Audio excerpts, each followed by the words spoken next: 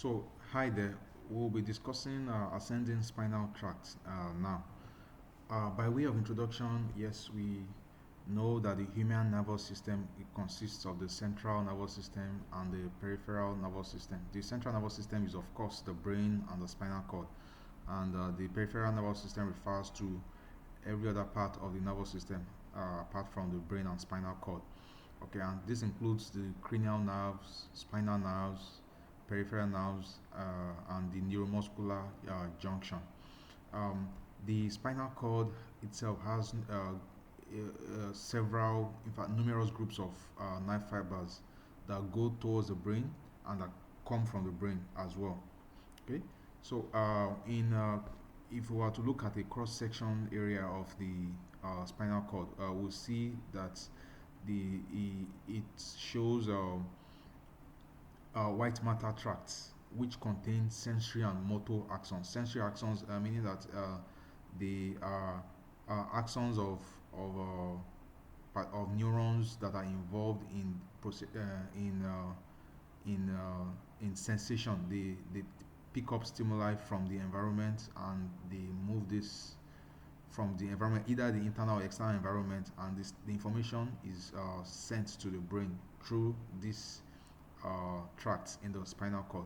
All right. So now beneath the peripheral region, so the spinal cord cross section shows a peripheral region of white matter. Then beneath it, towards the center, you now have the gray matter. And as we know, gray matter neural tissue is gray when it has a high concentration of neuronal cell bodies. Okay, and this gives the spinal cord the typical butterfly shape that is seen on cross section. Now, this central region surrounds the central canal, uh, which is an extension of the fourth ventricle and contains CSF. I think we should there should be a picture of this. Let's see. All right. So this is what we're talking about. Yes, this is what we're talking about. You can see the in the picture on the left of the screen. The pink part is the white matter, right? Then deeper to it is the gray matter. So the gray matter forms this typical butterfly-like shape, right? And at the center, surrounded by the gray matter, is the canal that we're talking about. All right. So back to slide number 4.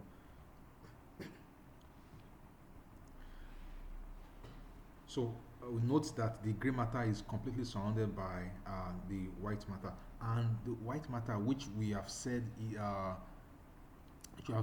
composes of the axons of neurons. Now, the white matter could these axons are organized into either ascending or descending tracts, right?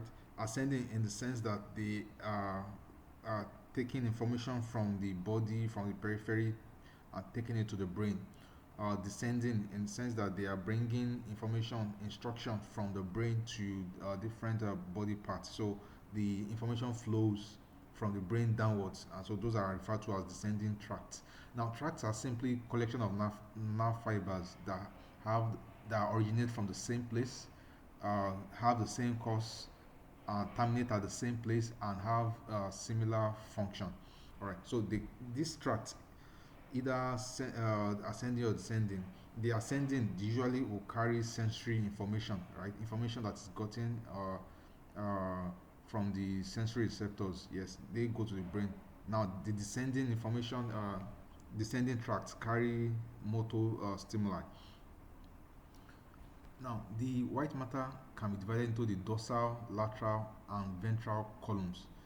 Um, so again, coming back to this picture now, dorsal is just means posterior. So uh, this is the okay for this side of the spinal cord. This is its dorsal or posterior funiculus or column.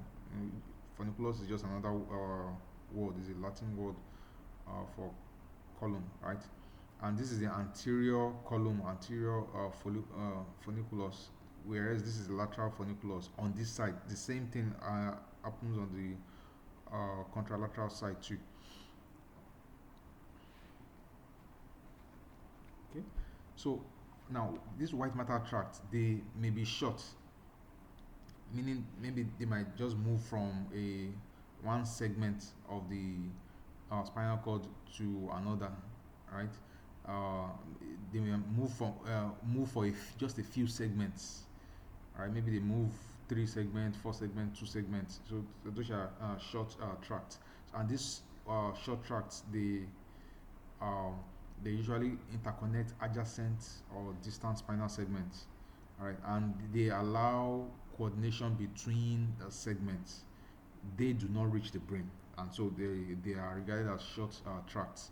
Now, the long tracts uh, could be ascending or descending, that they reach the brain or they come from the brain. The ascending, of, as we said earlier, are the sensory tracts, also referred to as afferent, descending are the motor or efferent. So they uh, connect the brain to the spinal cord. Information goes from either from the brain down to the spinal cord or from spinal cord up to the brain. Now, this is a cross section of the spinal cord showing some of the tracts. We'll notice that the descending tracts are colored in red, whereas the ascending tracts are colored in blue. I will not dwell on this. Our focus of this topic of this lecture is the ascending spinal tract. All right, so the ascending tracts just refer to the neural pathways by which sensory information from peripheral nerves reaches the cerebrum. All right, and these are referred to as afferent pathways, and also referred to as somatosensory pathways, because that is what they deal with. The movement of sensory information from the periphery to the brain. All right, so this shows what we're talking about. We have peripheral receptors that pick up stimuli from the environment. All right, then the information so picked is sent through the ascending tracts to the brain, where the information is processed, and uh, motor motor signals are sent to effector organs via the descending tract. Okay, so and some of the information carried by these ascending tracts, yes, could be pain, it could be thermal, heat or cold, it could be tactile, it could be muscle and proprioception, right? The movement, the position of muscle and joint. This information are all sent to the brain. All right, and we also regard the ascending tract as being either conscious or unconscious, depending on the type of information they carry. All right. Okay. I'll give an example. If someone was to stick you with a pin, and you feel pain, and the pain, that's a sensation, right? That pain goes up to the brain through the ascending tract. That is a conscious information. You are aware of it, but there are other information that you are not aware of. You're not consciously aware of, but nevertheless that information is generated and sent to the brain. So for instance, the joint position, right? What we refer to as proprioception, joint position of, say, your knee, for instance, right? So if you are standing or walking, every second, at all times, information from the proprioceptors in your knee and other joints, they are being sent to the brain. Now, you're not aware of that, unlike the pin prick that you felt. So uh, there are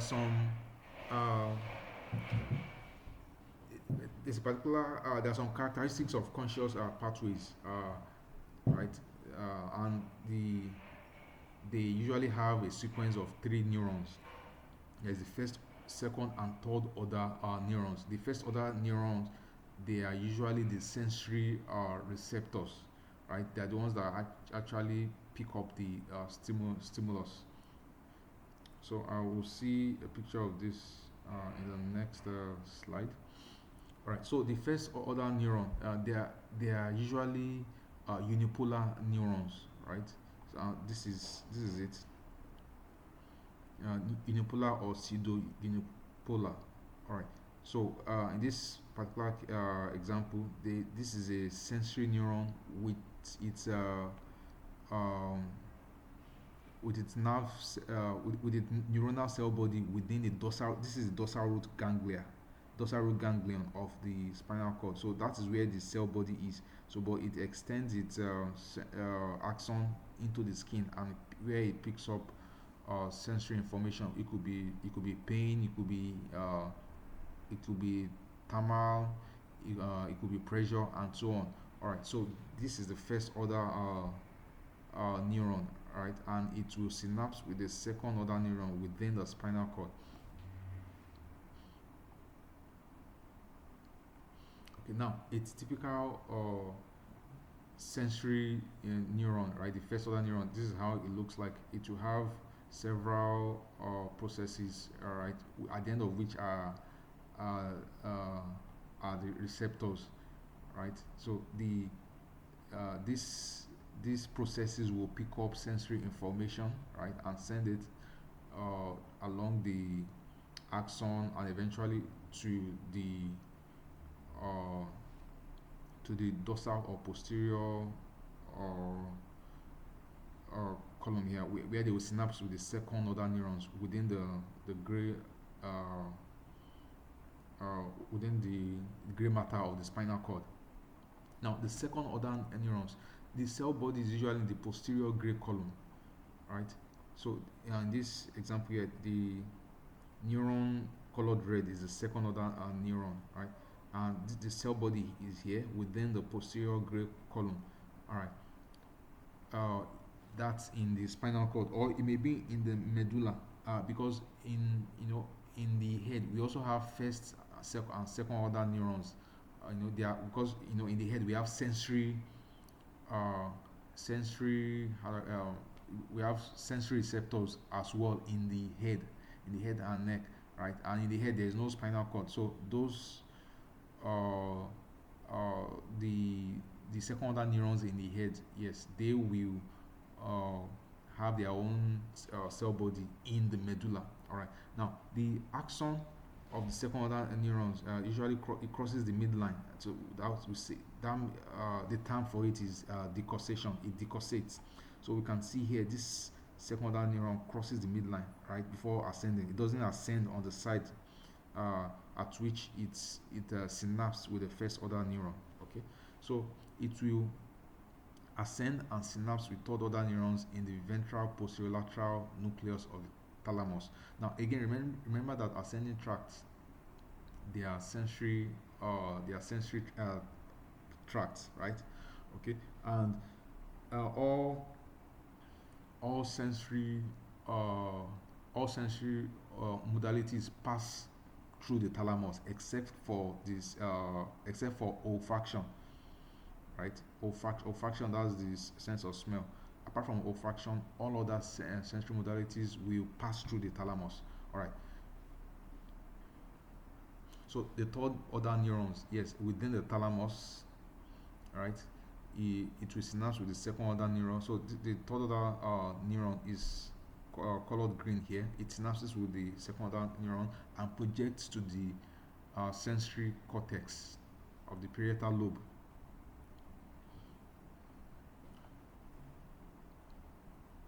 Okay, so all of these just showing what we've already discussed.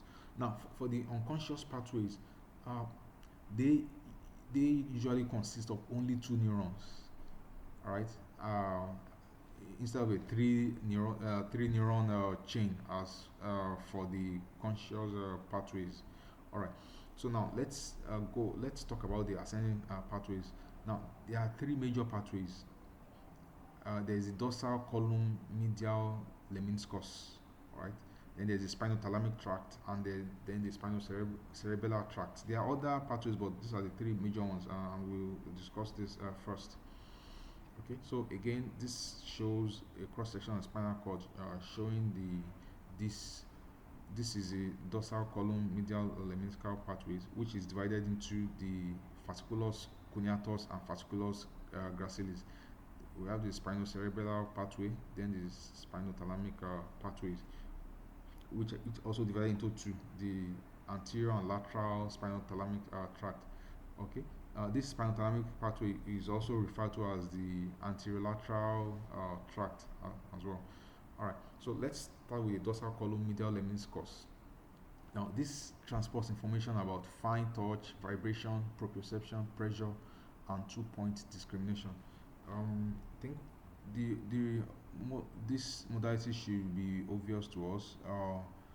We know what vibration is, we know what fine touch is. Proprioception again is just the joint position sense. Yes, pressure is obvious. Two-point discrimination is the ability to um, ability to tell when to so let me use this if if uh, if I was to prick you slightly with two pins near to each other on your skin, right? uh, Even though they are near, you without looking you can still tell that there are two that you are being pricked with two pins, right? Of course, there's a limit to how fine this discrimination is. If the two pins are too close to each other, then you actually perceive them as just a single prick. All right, but if they are they are a bit separated from each other, yes, without looking with your, if you are blindfolded, you can tell that it is actually that the sensation of the prick that you are feeling, of the pricking that you are feeling, is from two distinct objects. So that's two-point discrimination. All right. So now the dorsal column is divided into two regions: the fasciculus gracilis, right, which transports information from below T6 to T8 spinal level. Then the fasciculus cuneatus, um, T6 to T8, but below the head. Yeah, this good morning, all. This contains the two tracts, as we've talked about. They carry this information that I've already mentioned. All right. Now, if you look at uh, the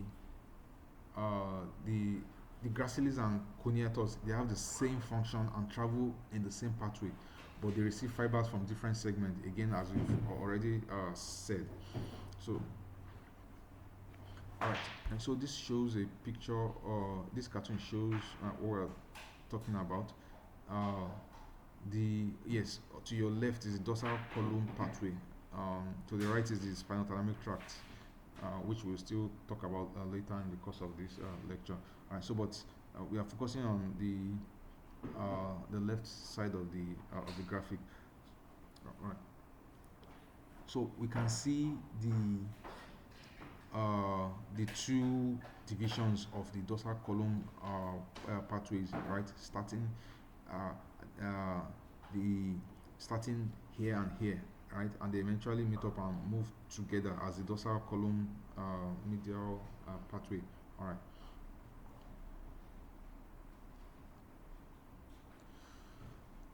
Okay. So the first order neurons, their fibers ascend in the dorsal columns, and they synapse with the second order neurons in the nucleus gracilis and nucleus cuneatus.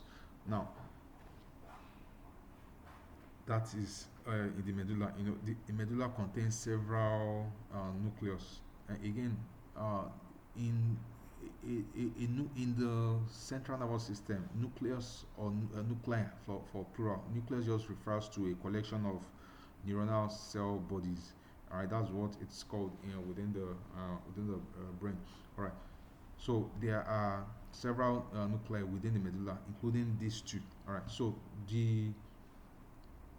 the fibers of the dorsal column medial lemniscus pathway the first order neurons, they will synapse with the second order neurons two uh, in these two nuclei within the medulla.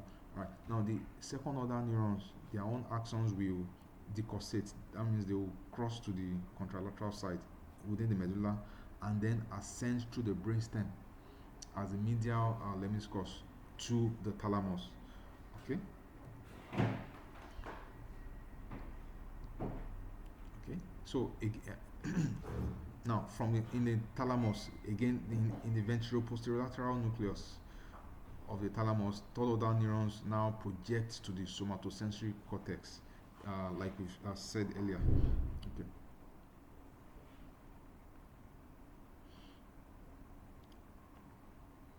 Okay, so again, okay, let's go back to slide number 20. So this is just what we're talking about. So yes, we have sensory neurons that pick up discriminative touch, proprioception, vibration, 2 point discrimination, and so on. All right, so that is the first order neuron. Right now, our sense and synapses with the second order neuron. The second order neuron decussates, meaning it moves to the other side and ascends, and synapses with the third order neuron within the thalamus. That's the ventro ventroposterolateral nucleus of the thalamus, and from there the third order neuron arises and projects to this somatosensory cortex.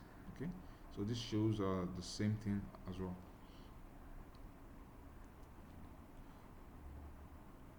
Now, there's something we should note. There is something called the somatotropic organization of this pathway, dorsal column medial lemniscal pathway. All right. So the basically the fibers that arise from different levels of the cord, they are organized such that at a particular they are organized in layers, right? Which is what we refer to as somatotopical organization. Now, the fibers from the sacral cord, the spinal cord is composed of how many sections? The spinal cord or the and the spine composed of the cervical, thoracic, lumbar, sacral, and coccyx. All right. So fibers from the sacral part of the spinal cord, they are positioned most medially, and those from the cervical cord are positioned most laterally. So it means that the fibers that arise from higher up in the body, right, from that arise more rostrally, that is higher up in the body, they are positioned more laterally. So okay, this next slide shows what we're talking about. All right. So okay.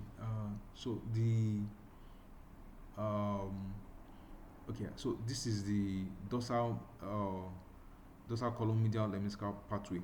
All right. Now this section was taken high up, say around the neck region. Now we can see that the this now this lettering here, the S stands for sacral, L stands for lumbar, this TH stands for thoracic, and C stands for cervical. So we can see that the arrangement of these fibers, that the fibers that are coming from the cervical region, that's around the neck region, that they are more lateral, but the fibers that are coming from inferiorly, they are coming from the lower part of the body, such as the sacral region. The sacral region is more medial.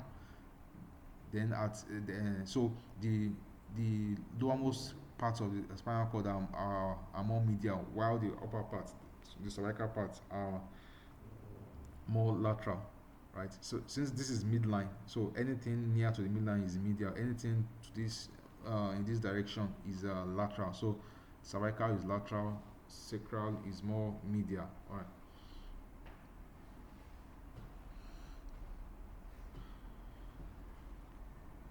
All right. So um, the somatotropic organization continues through the thalamus and the cortex. So even when these fibers reach the thalamus and from thalamus project to cortex, they still form their distinct layering, right? So that the parts, the particular fibers that arise from the sacral region, from lower parts of the spinal cord, they will always be more medial, right? Whereas the ones that arise from the upper part of the body around the cervical region of the spinal cord, they will be more lateral. Okay. All right. So yes, just to show us, this picture shows where the somatosensory cortex is. It's this region here, right? Just referred to as the post-central gyrus. This the this sulcus here is this central sulcus. All right. So the region of the parietal lobe that is just behind that are just posterior to the central sulcus is referred to is the what is the postcentral gyrus, and it is uh, where it is the somatosensory cortex as well. All right. Okay. So now we I said that this arrangement will continue, right, from the spinal cord into the thalamus, and from thalamus into the somatosensory cortex, such that even in the somatosensory cortex there are specific parts of the somatosensory cortex that represent um, specific parts of the body.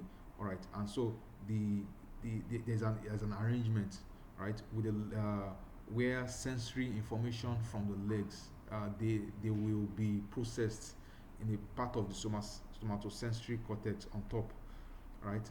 Whereas the sensory information from the head will be processed in the part of the sensory cortex at the foot, towards the foot of the gyrus. All right. And let's also note that the size of the cortical receiving area for impulses from a particular part of the body is proportional to the use of the path. All right, so it means that the more we use a body part, then the more the the size of its cortical receiving area. So, for instance, as an example now, comparing your hands, comparing your hands to your legs, for instance, the legs are bigger than the hands, but you all agree with me that the hands, the things you can do with your hands, you can't do with your legs. You use your hands far more. Your hands can do final, skillful things far more than the legs. All right. So the arms, even though the hands, they are not as big as the legs. The part of the brain that deals with sensory information from the hands will be bigger. The part of the sensory cortex will be bigger than the part that deals with sensory information from the legs. Okay, so this shows what we're talking about. So we said, as per the somatotropic organization, we find that the the lower limbs, they are represented towards the top of the sensory cortex, whereas the head, you can see the face here, is the part of the sensory cortex that deals with the sensation from the head is towards the bottom, right? Okay, and so we have these two. This is referred to as a sensory homunculus. All right, just a a coronal section of one cerebral hemisphere showing the distribution, the location, and the relative size of the part of the somatosensory cortex that deals with specific parts of the body.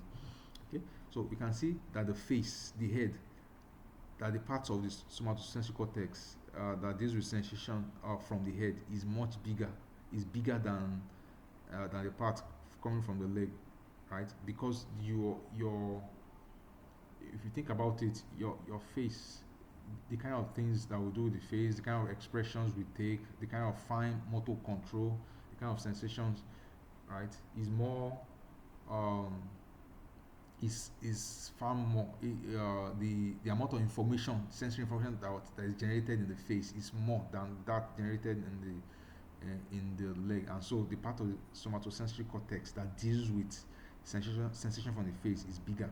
All right. All right. So, but we should note that apart from the primary sensory cortex, there are two other cortical regions that contribute to integration of sensory information. We have the sensory association area, also in the parietal cortex, then the secondary somatosensory cortex. All right. In at the kind of region between the temporal and frontal and parietal lobes. All right. So these regions also receive input from the primary somatosensory cortex. Now let's talk about the clinical correlate. Uh, Tabes dorsalis is a condition, a late manifestation of syphilis. Right, syphilis can affect the central nervous system. Right, and in tabes dorsalis, the disease will cause destruction of the lumbosacral dorsal spinal roots. And remember, we are talking about the dorsal column medial lemniscal pathway. All right. So when syphilis destroys the dorsal part, right, dorsal or posterior parts of the lumbar and sacral spinal cords. Right, this leads to loss of proprioception. Right, because remember that we said the sensory modalities that are transmitted by this dorsal uh, column medial lemniscal pathway includes proprioception. Remember we said proprioception, 2 point discrimination, pressure, fine touch, and so on.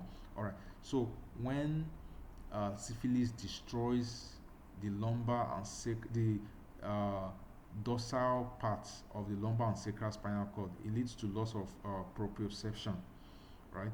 And remember, what is proprioception? Proprioception is the joint position sensation, joint position sense.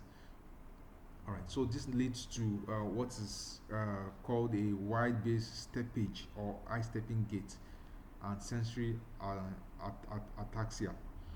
Basically, when an individual is walking, unconscious information is being sent all the time, right, about your joint position. You know, without looking, you know where your foot is at any time. You know where every part of your leg is, your foot, your knee. When you raise up your leg to take the next step, without looking, you just know where it is in space, and so you don't need to look down to be able to put down your feet appropriately on the ground. So that is due to proprioception, because the proprioceptive receptors within the joint, within your muscles, they send information to the brain about the position of the joints, the position of the limb. So that is proprioception. All right, so when this particular part of the spinal cord is destroyed by syphilis, that information is lost. All right, and the individual cannot does not get it, and so it leads to this characteristic uh, uh, gait, because the individual has to be looking down before he can put their feet down on the floor. All right, so the knees are hyper extended, right, because of severe proprioceptive impairment. Um, the posture is stooped because the individual has to look down to note the position of the feet. He or she doesn't just automatically know the position of the feet without looking at the feet. This person has to look down, all right, and the feet slaps on the floor, right. The sound of the feet slapping on the floor gives a kind of feedback by sound to the position of the feet. Okay, this is feet here. All right, so the sensory ataxia will cause an uncoordinated gait. There's a video of it in the next slide. If you observe this individual, look at how she's walking.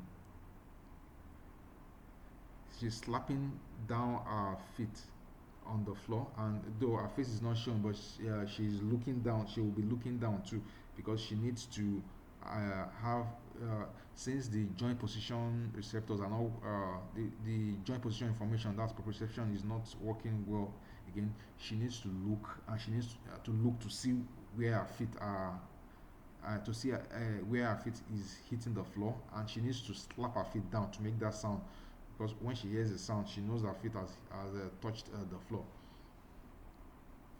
All right, so another clinical correlate is a condition called the subacute combined degeneration of the spinal cord. So vitamin B12 deficiency can also produce sensory ataxia. All right, the lateral columns will be affected, which will also cause weak and spastic limbs. All right, so but this is easy to treat. Just treat the patient with vitamin B12, and they will eventually recover. Okay, now multiple sclerosis is an autoimmune immune disease in which the body's immune system attacks parts of the nervous system. So it can also affect the dorsal column. Again, we know that the dorsal column transmits proprioception. All right, so it can affect loss. It can cause loss of proprioception in hands and fingers. All right, and asterognosis. So again, there will be loss of the patient will not be able to tell the position of the fingers. So if you are to ask them to close their eyes, right, and you are to be bending or straightening their fingers while their eyes are closed, they will not be able to tell you without looking whether you are straightened a finger or you are bent it. All right, of course, and this will make them clumsy. They will not be able to use their hands to do skillful things that one usually does with the hands. They will not be able to do it. All right. So apart from the loss of proprioception, there's also loss of vibratory sense. All right, and the loss of proprioception can be detected by a test called the Rombax test, which is positive, and when the individual is apparently about to fall. Okay, there's a video that shows this. This is a Rombax test. All right, so you ask the individual to stand up with their feet close together, right, with their eyes closed. Okay, then you observe them for some seconds. All right, now the thing here is that the normal balance, maintaining balance requires input from at least two out of three sensory systems. There is proprioception, that is the joint and muscle position sense, then vision, then the vestibular apparatus in the ears. I think we all know that vestibular apparatus in the ear is involved in balance, right? So when they are uh, those are the three systems. So in this case, well, the individual is not blind, right? So there's nothing wrong with his vision. So, but we asked the patient was asked to close his eyes so that he will not receive input from the eyes to help with balance. All right. So once the eyes are closed, the eyes are out of the picture, right? It means that he needs to, for him to be able to maintain balance, he will need to receive input from proprioception and the vestibular apparatus of the ear. All right. So, but for a patient who has had multiple sclerosis or tabes dorsalis of syphilis, right, which has destroyed the dorsal column medial lemniscal pathway, right, the proprioception will also be lost, right? And since we've asked the individual to close their eyes, it means that of these three sensory input systems for maintaining balance, three of them would have been two of the three would have been taken out of the picture, since the person's eyes are closed and the proprioception has been destroyed by any of these diseases. So it will remain just the vestibular apparatus of the ear. So a single sensory system is not adequate to maintain balance, and so the patient will be about to fall, and he will have to be caught by the examiner. So when that happens, so when the patient starts to fall when standing in this way with the eyes closed, that is a positive Romberg's test. Okay. So yes, we've talked about ataxia. Ataxia is just inability to maintain the equilibrium of the body while standing or walking. All right. All right. Now, we are done with the dorsal column medial lemniscal pathway. Let's now talk about the spinal thalamic tracts, also referred to as anterolateral, because there are two parts. There's the anterior part and the lateral part. So they also refer to as anterolateral tract. So again,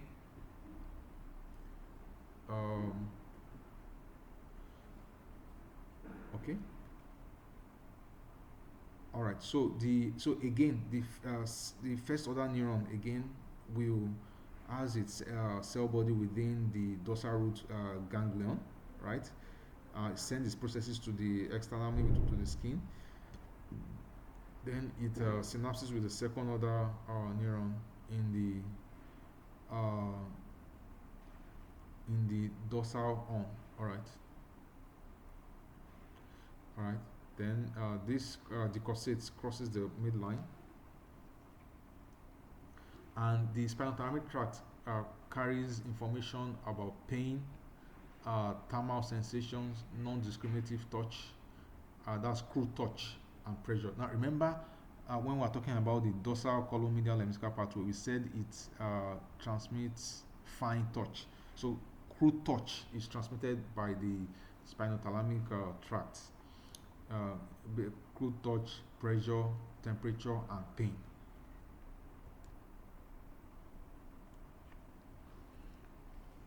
All right, so we'll now talk about the spinal thalamic or anterolateral tract. The actual tract, the spinal thalamic tract, it starts here. All right, the red part is the actual spinal thalamic tract. The spinal thalamic means something that starts in the spinal cord and ends in the thalamus of the brain. All right. So the spinal thalamic tract contains axon of second order neurons, right? Because we know that this is the first order neuron, that the actual sensory receptor. All right. So um, uh, um, we can see that this is the how do I put it, the cell body. This red part here is the cell body of the second order neuron, right? And it's in the other side of the spinal cord, the contralateral dorsal horn. That's where the cell body is. So, but its axon crosses the midline to this side, i.e., it decussate and now ascends in the spinal thalamic tract to the thalamus. All right. So there are two. So it's located lateral and ventral, right, to the ventral horn. So there are two aspects to it. There are two divisions, as it were. There is the lateral part and there is the anterior or ventral part, and that's why it's referred to as the anterolateral tract. Now, they carry impulse concerned with pain and thermal sensations. That's the lateral tract. So the lateral spinal thalamic tract carry pain and thermal sensation, whereas uh, the uh, the anterior spinal thalamic tract are involved with non-discriminative touch. That's crude touch and pressure, right, from the contralateral side. Again, this is very important to note this, because let's go back to the picture. We notice that since second order neuron decussates, so it means that whatever information is being carried up in the spinal thalamic tract actually originated from the other side of the body. All right, so from the contralateral side of the body. All right. So yes, let's now talk about the lateral spinal thalamic tract. Yeah, we said this transmits pain and thermal information, and the receptors for these two modalities in the skin and other tissues, they are simply free nerve endings, right, of the first order sensory pseudounipolar neurons. All right. So the pain impulses are transmitted to the spinal cord via fast conducting sparsely myelinated A delta fibers and slow conducting unmyelinated C fibers. All right. All right. So, and the pathway is as follows. The axons of the first order neurons will enter the spinal cord from dorsal root ganglion. Yes, again, as we've illustrated in previous picture. All right, and proceed to the tip of the dorsal horn. Okay, let me have a look at it again. All right, so it will enter. This is the first order neuron, right? So it will enter the spinal cord through the dorsal horn, right? And proceed to the tip of the dorsal horn. All right. So at this point,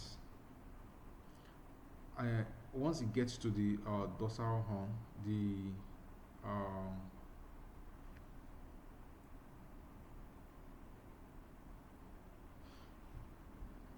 okay. So um, the first order neuron uh, could can divide into ascending and descending branches. Now we are still talking about the first order neuron. So they divide into ascending and descending branches, which can travel for a short distance of 1 to 2 segments, either ascending or descending, right, as part of a posterolateral tract of Lissauer. All right. So these fibers of the first order neuron will now synapse with the second order neurons in the substantial gelatinosa in the dorsal horn. That's where they will now synapse. So again, just to reiterate that once the first order neuron, once they get into the spinal cord, they don't just synapse straight away with the second order neuron. That they might actually ascend or descend by 1 or 2 segments, right? So meaning that if a first order neuron for pain, for instance, was to come in at say T7, at the T7 vertebral level, it might actually ascend to T6 before synapsing with the second order neuron in the substantial gelatinosa of the dorsal horn. All right. So let's have a look at what do you mean by the substantial gelatinosa. There's a picture of this in the next slide. Okay. So we can see. Look at this. The picture to your right. You can see the dorsal horn. Right. The dorsal gray horn here. There's a particular part of it. There's a particular collection of neurons within it called the substantial gelatinosa. All right. So this particular part, that is where the first and second order neurons will synapse. All right. Okay. So after the synapsing, the second order neuron will now cross to the other side. That is decussation. All right. They cross to the other side, and then they begin to they now ascend as the lateral spinothalamic tract. Okay. So it ascends through the medulla, pons, and midbrain, and synapses with third order neurons in the ventral posterolateral nucleus of the thalamus, as we have said times without number. Okay, then the axons of the third order neurons will project to the primary sensory cortex. So this is what we're talking about. All right. So we said that this first order neuron will get to the tip of the dorsal horn. Then it might ascend one or two segments. It might ascend or actually descend one or two segments before synapsing with its second order neuron. Now this second order neuron will now cross to the other side, that is decussate. They now ascend through the medulla, the pons, eventually to get to the thalamus. So and in thalamus, specifically in the ventral posterolateral nucleus of the thalamus, it synapses with the third order neuron, which then projects to the primary somatosensory cortex. All right.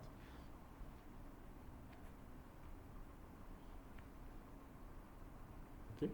So now this tract also has somatotropic organization because new fibers are added to the anteromedial aspects of the lateral spinothalamic tract. See, now, what do you mean by new fibers? Now, you know the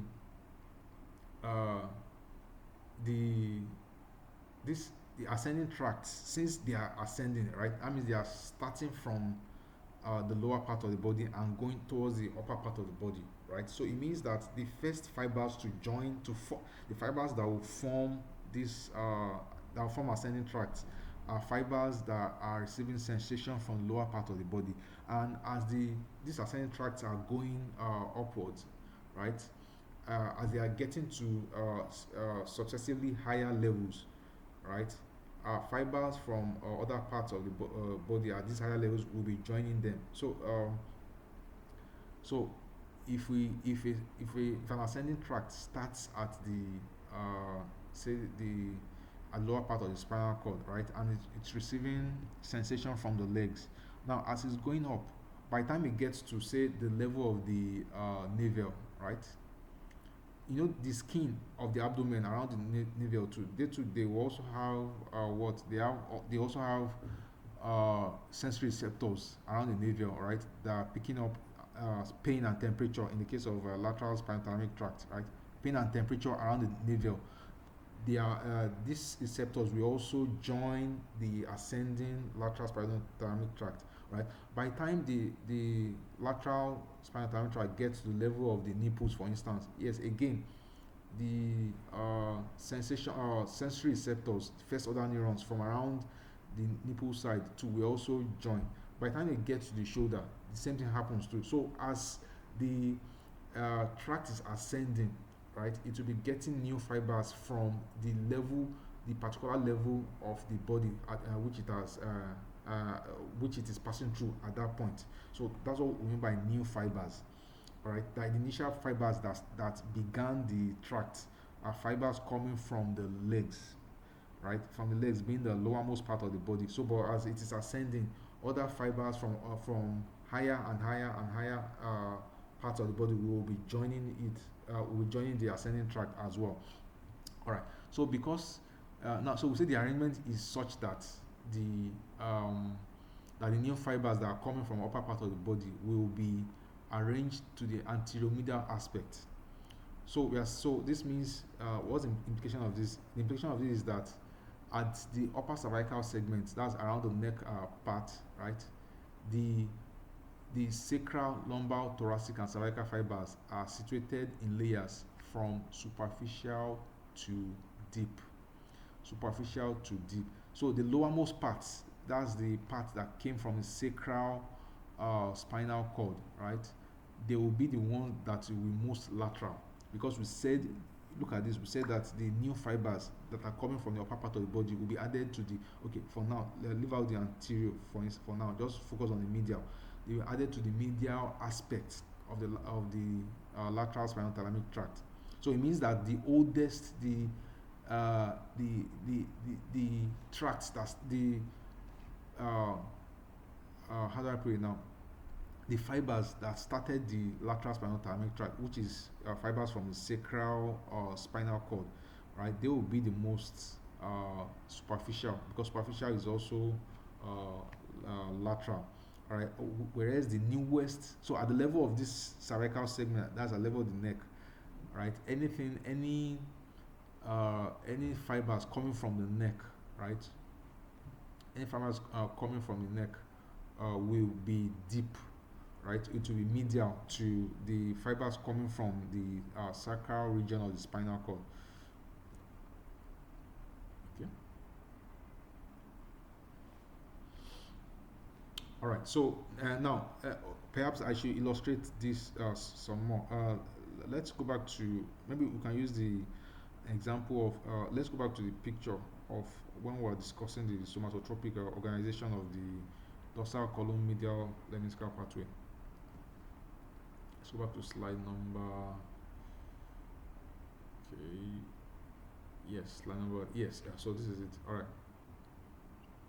right, so this is what we're talking about now. For the this here shows the lateral spinal thalamic tract. All right, so what we are saying is that the the fibers that started at the lowermost part of the spinal cord, that's the sacral region, right? They will be more lateral. As you can see here, the S stands for sacral. Whereas now imagine that this cross section is taken at the neck region, right? At the cervical region. All right. So the fibers that are coming from around the cervical region, they will be more medial, and we can see cervical here. So it will be arranged in that way: cervical, thoracic, lumbar, and sacral. So the lowermost part, that's the sacral, will be the most lateral, whereas the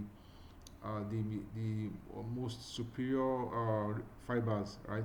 The most rostral fibers, which is the cervical fibers, will be arranged deeper. That's medial. Okay, so let's go back to our slide. All right, so that's what we were.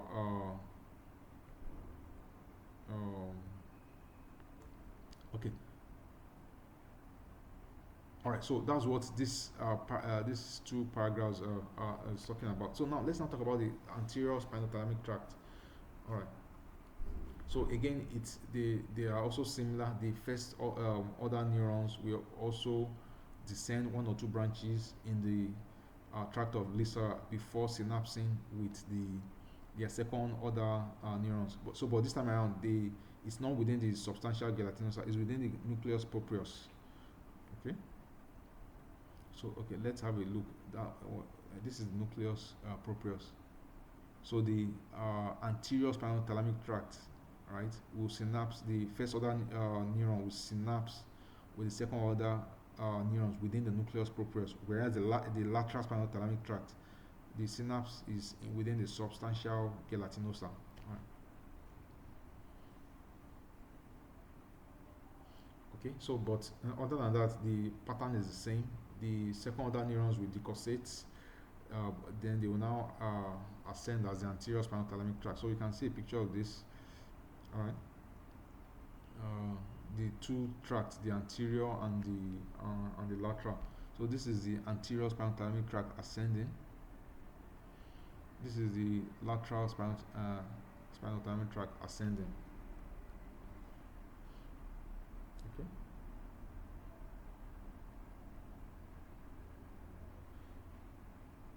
All right. So there's also somatotropic organization of the anterior spinal thalamic tract, which is also similar to that of the lateral spinal thalamic tract. Okay. And it will also synapse in the ventral posterior lateral uh, nucleus of the thalamus, from where the third order neuron will project to the somatosensory cortex. All right, so this compares the lateral and anterior spinal thalamic tracts. The lateral tract carries pain and temperature. The anterior tract carries screw touch and pressure. Right. The uh, the first neuron, small cells in dorsal ganglia, medium-sized cells in dorsal ganglia for the anterior spinal thalamic and so on. All right. So clinical correlate. There is a procedure called cordotomy, right? That relies on knowledge of the location of the lateral spinal thalamic tract at the cervical region. So basically, for people who have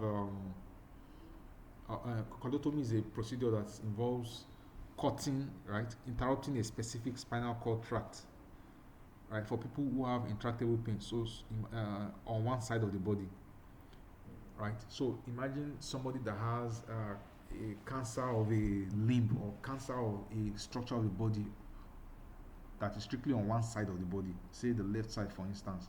Now we know that the fibers that carry pain, right, based on what we just discussed over the last few slides. Now those fibers will cross, the secondary neurons will cross to the other side and will ascend. All right. So, but at the neck region, where we can gain access to this tract. Now, if for someone that has pain, maybe from cancer, maybe incurable cancer, and the pain is so severe, you could actually cut the do a surgical incision to cut the tract, that ascending tract that carries pain for that side of the body. So meaning, if somebody has pain on the left side of the body, because we know that these tracts that carry pain, they cross to the other side, they decussate, then we would go to the right side of the neck, the cervical region, and locate this tract and cut it. All right, so that will cut off. So the pain from that left side of the body will not be able to ascend to reach the brain again, and so the pain will be much reduced. There will be significant relief for the patient. All right. So we know that the pain fibers, they become quite superficial in the lateral right column of the cord in the cervical region, and so cordotomy can be performed safely at this level to ease pain in the opposite half of the body. So there's a picture showing this. So this cross section of the spinal cord is at the level of the neck in the cervical region. All right. And for the pain fibers, they are knowing that they are arranged this way, right? The cervical, these letters, cervical, thoracic, lumbar, and sacral. All right. So depending on where the pain is coming from, you want to a instrument can be inserted through the neck into the ascending tract to cut it at a particular level. So, but of course, care has to be taken because, for instance, this part that indicated defecation, this particular part that is indicated as defecation is responsible for sending information that is concerned with defecation. This other part, information concerned with the bladder, so urination and all that. So if the surgeon or if the surgeon damages these parts, then there will be issue. The person might become incontinent, maybe stooling themselves, soiling themselves all the time, or urinating on themselves. So it has to be done with care, with careful attention to detail, to the anatomy of this. So it's not something. So the knowledge, like intimate knowledge of the anatomy of these tracts, yes, this can be used to provide pain relief. All right. So another clinical correlate is syringomelia. All right. Syringomelia is a condition in which a fluid-filled cyst develops within the spinal cord, right? That for some reason a kind of ballooning of the spinal cord filled with water, filled with sorry, not water, filled with a fluid. The fluid is a cerebrospinal fluid. All right. So this cyst may actually grow bigger and expand. All right. So as it's expanding, it is compressing on the spinal cord, right? It compresses the spinal cord, and so the central region becomes enlarged and forms a cavity that compresses adjacent nerve fibers. All right, so this is what we're talking about. Now you can look at the normal cross section of the spinal cord. The central canal should not be too big. So, but if this cavity, this CSF filled cavity expands, it now starts to compress on the nerve, on adjacent nerves. Okay, so this may damage fibers that that transport pain and temperature information. All right, and so causing bilateral loss of pain and temperature. Um, okay, and so this may also lead to a condition called Charcot's arthropathy, because since the individual will lose the sensation of pain, it eventually leads to to uh, uh, it leads to Charcot arthropathy, or joint, in which the joint, usually the foot will become misshapen, but there will be no pain. There will be no pain. So Charcot's foot, this is what it might look like. Right. Now there's also something. There's also a clinical condition called the Brown-Séquard syndrome, in which um, a is a Brown-Séquard syndrome is what happens when there is a one-sided lesion of the spinal cord that leads to like a kind of cutting, right? Maybe destruction of one side of the spinal cord at a particular level. It most often occurs due to trauma, say maybe in a motor accident or so on. All right. So it will lead to uh, it will affect both the spinothalamic and the dorsal column medial lemniscal pathway. All right.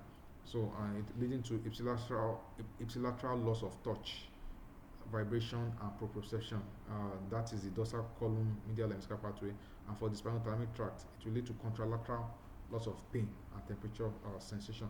Contralateral because again we know that there is the causation of the ascending tracts that transports pain and temperature information. So this is what happens. So we're saying this is normal spinal cord. Now something that happens to this particular side of the spinal cord, right? So there will be contralateral loss of pain and temperature, but an ipsilateral loss of tactile sensation and proprioception, because this one is due to affectation of the dorsal column medial lemniscal pathway. Then the pain and temperature is due to affectation of the lateral spinothalamic tract. Okay. Now, the spinocerebellar tracts, now they transmit unconscious proprioceptive signals from the body to the brain. So again, we already know what proprioception is. So information from muscle stretch, Golgi tendon organs, and so on. All right. Now, this information, they are not conscious. Again, like I said, you don't know. Your brain can process the information, but you're not aware of the information coming from your joints. All right. So there are 4 individual pathways under the spinocerebellar tracts. Okay. We have the dorsal spinocerebellar tract, okay, which carries proprioception from the individual muscles of the lower limbs. It transmits information from muscle spindles, some Golgi tendon organs, joints, and touch and pressure receptors of the lower limbs. Okay, its first order neurons lies within dorsal root ganglion of T1 to L2 segments of the spinal cord. Okay, and it synapses with the second order neurons in the posterior thoracic nucleus.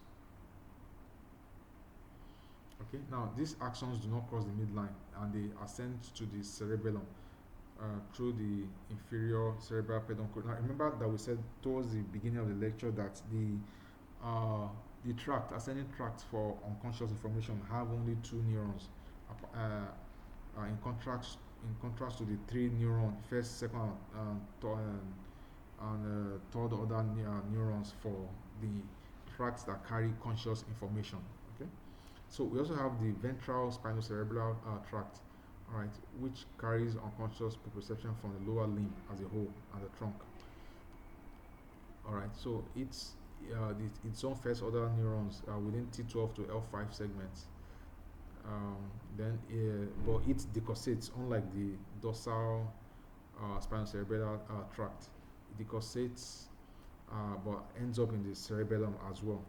Then we have the cuneo-cerebellar tract,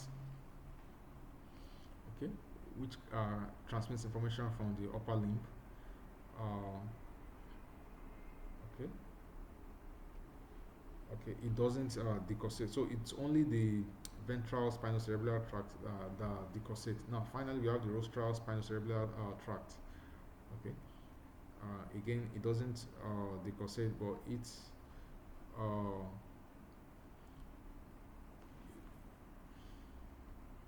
now. So clinical correlate the Frederick's ataxia. So um, it's an inherited neurodegenerative disease affecting the spinocerebellar and other tracts.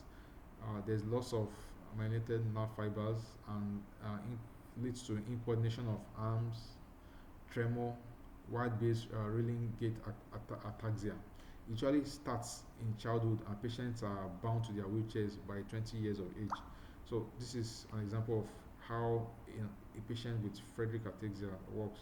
The lady has Friedreich's ataxia. Okay. So um, some of the other minor ascending tract. You have the spinal tectal, okay, which uh, which ascends in closer proximity to the spinothalamic tract. All right.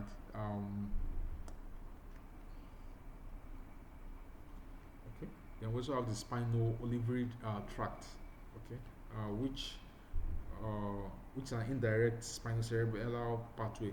Indirect because from the spine it first gets to the information is relayed through the inferior olivary nucleus before getting to the cerebellum. All right. So it also contributes to coordination and balance. Then we have the spinal reticular tract, um, which is notable for being part of the ascending reticular activating system. All right, and also involved in perception of dull aching pain. All right. So to end this lecture, there are some clinical assessments. There are some methods of clinically assessing this ascending tract. We've talked about some of them, for instance, Romberg's test that we talked about earlier.